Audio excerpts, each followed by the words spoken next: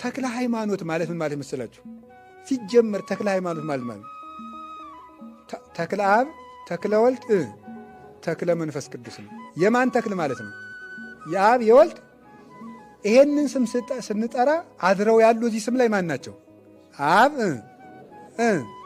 መንፈስ ቅዱስ። የተክለ ሃይማኖት ስም ሲጠራ በዚህ ስም ላይ የማን ስም አለ? የሥላሴ ስም አለ። ስለዚህ ምድሩን ይባርካል። ምድር ላይ ከተበረከ ምድር፣ ውሃው ላይ ከተነበበ ውሃው፣ ቤት ውስጥ ከተነበበ ቤቱን ይባርካል። የተክለ ሃይማኖት ስም የእግዚአብሔርን ስም የተሸከመ ስም ነው። ይህ ስም በተጠራበት እርግጠኛ ነኝ መፍትሔ ስራይ ምናምንትስ አትልፉ።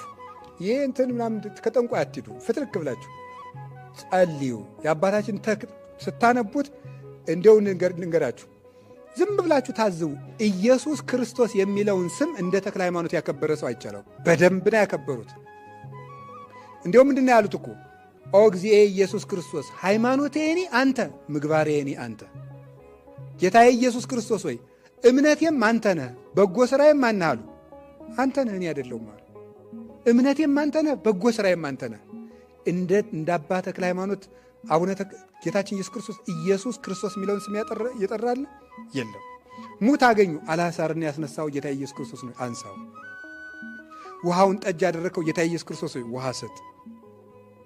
በጌታዬ በኢየሱስ ክርስቶስ ስም አንተ ጋኔን ውጣ። የክርስቶስን ስም ተሸክመው የዞሩ አባት ናቸው።